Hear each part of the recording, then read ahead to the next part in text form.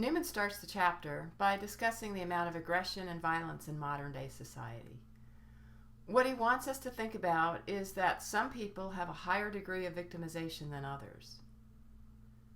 So with that as a starting point for thinking about the law and inequality, we need to consider also what the law is supposed to achieve, which is that it should be a mechanism for social peace and, in theory, should promote social justice.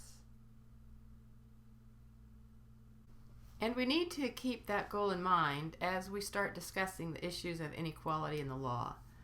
Does it really promote social peace and social justice to the best of its ability? And if not, that of course begs the question as to what kind of changes need to take place to achieve those goals. So in considering this issue of inequality and victimization, some groups have a higher likelihood of being physically victimized than others.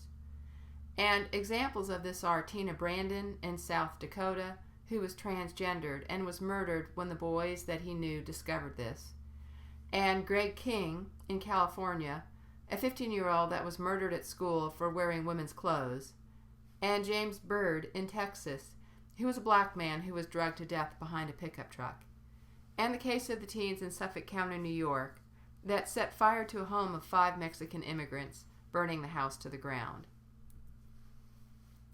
The FBI tracks crime rates and has statistics not only on who commits the offenses, but who the victims are. Understand, there are some inherent flaws in gathering the statistics. The FBI gathers them under a cleared by arrest rate, so they don't capture all crimes. But they do give us at least some general idea of what is happening and who the victims are. Newman, in the 2012 edition, cites the following statistics.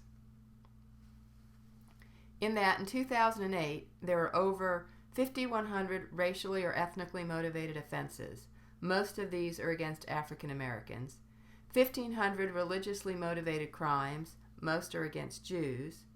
1,500 sexually motivated crimes. Most are against gays and lesbians. Violence against Muslims is on the rise as well.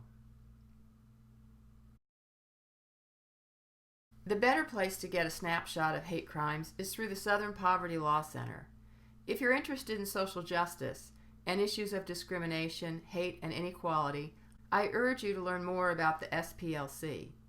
In my view, they are modern-day heroes. This group not only tracks racial hate crimes, but they also litigate issues to reduce violence. The best example of this was their effort to break the backs of the KKK, which they did. Because criminal prosecution of the KKK was so difficult, the SPLC took a different tactic. They got civil, meaning monetary judgments, and were able to financially cripple the ability of the KKK to organize by doing so. This happened in 1987 when the SPLC was able to win a monetary judgment for the mother of a black teenager that was murdered in Mobile, Alabama by the Klan. There was a $7 million judgment against the Klan, which forced it into bankruptcy and made it much more difficult, though not impossible, for the Klan to organize and mobilize.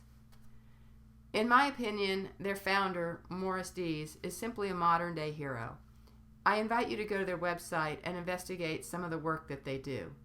When you get to the website, look at the issues they work on, and also take a look at the hate map and see what kinds of activities are taking place in your neck of the woods.